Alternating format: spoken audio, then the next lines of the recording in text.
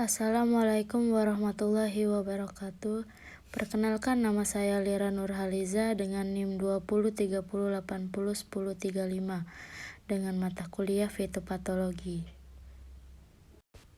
Baiklah, di sini saya akan menjelaskan tentang presentasi yang berjudul penyakit tumbuhan yang disebabkan oleh patogen nematoda.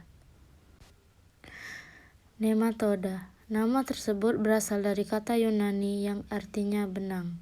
Nematoda memiliki bentuk memanjang, seperti tabung, kadang-kadang seperti kumparan yang dapat bergerak seperti ular.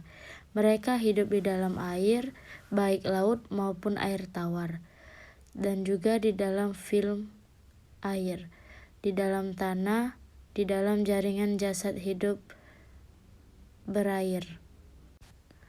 Nematoda menyerang akar dan pengaruhnya terhadap tanaman. Nematoda yang menyerang akar tanaman hingga dapat menimbulkan kerusakan mekanis. Nematoda yang menyebabkan kerusakan pada tanaman hampir semuanya hidup di dalam tanah, baik yang hidup bebas di dalam tanah, bagian luar akar dan batang di dalam tanah, bahkan ada beberapa parasit yang hidupnya bersifat menetap di dalam akar dan batang. Proses nematoda merusak bagian tanaman. Berkumpulnya populasi nematoda di sekitaran perakaran ini mendorong nematoda menyerang akar dengan jalan menusuk dinding sel.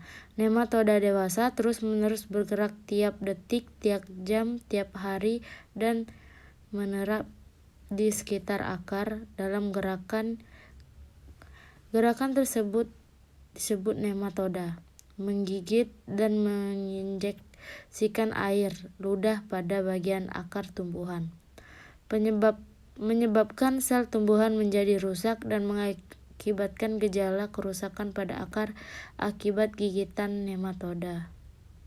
Selanjutnya di sini saya akan menjelaskan nematoda penyebab penyakit pada tanaman. Yang pertama ada Meloidyni spp. Menyerang hampir seluruh akar tanaman sayur yang cara menginfeksi masuk ke dalam akar dan menginfeksi akar. Gejala yang terjadi yaitu akar membekak dan tidak dapat berfungsi dengan baik, timbul paru bulat dan memanjang, semangat berat pada akar menyebabkan pengangkut air dan unsur hara terhambat. Tanaman mudah layu, pertumbuhan tanaman terdapat dan kerdil, dan daunnya mengalami klorosis. Kerugian terjadi yaitu hasil tanaman pertanian rusak, mati, dan hasil panen menurun drastis, mengalami gangguan di referensiasi, siklem, dan floem. Baiklah, di sini dapat terlihat contoh gambar Meloidyni spp. Yang kedua yaitu ada Aphelenchoides bci, yaitu penyakit white tip. Menyerang daun padi. Cara menginfeksi melalui biji padi. Gejalanya ujung daun sampai beberapa sentimeter menjadi putih, nekrosis, dan daun bendera menyimpang dan terpilin. Perkembangan mulai terhambat dan terdapat strip atau garis coklat pada batas bagian yang sakit dan yang sehat. Aphelenchoides bci Christian juga dapat menginfeksi bulir padi sehingga akan terjadi bercak coklat pada butir dan sunspot pada beras.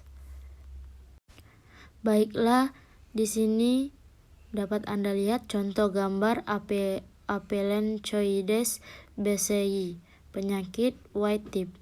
Kerugiannya menyebabkan terjadinya kehilangan hasil tanam.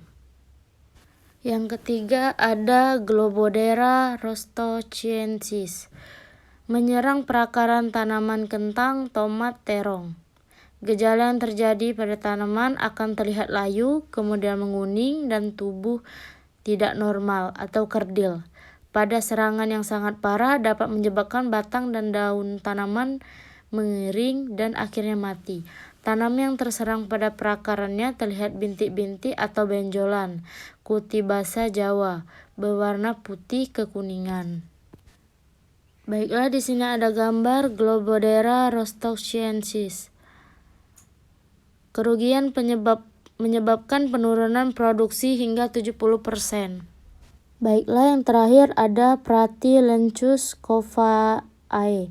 Gejala yang terjadi yaitu tanaman tampak kerdil, pertumbuhan terhambat, ukuran daun dan cabang primer mengecil, daun tua berwarna kuning yang secara perlahan-lahan akhirnya rontok dan tanaman mati. Akar tanaman kopi yang terserang P. coffeae warnanya berubah menjadi kuning, selanjutnya berwarna coklat, dan kebanyakan akar lateralnya busuk. Luka terjadi pada akar berakibat merusak seluruh sistem perakaran tanaman kopi. Tanaman yang ditimbulkan oleh serangan nematoda memudahkan jamur dan bakteri patogen masuk ke dalam jaringan akar tanaman. Di sini dapat dilihat contoh gambar Pratylenchus coffeae. Menyerang jaringan korteks akar serabut. Cara menginfeksinya menyerang dengan cara masuk ke dalam akar. Baiklah, itulah yang dapat saya sampaikan. Apabila ada kekurangan, mohon dimaafkan. Saya akhiri. Wassalamualaikum warahmatullahi wabarakatuh. Terima kasih.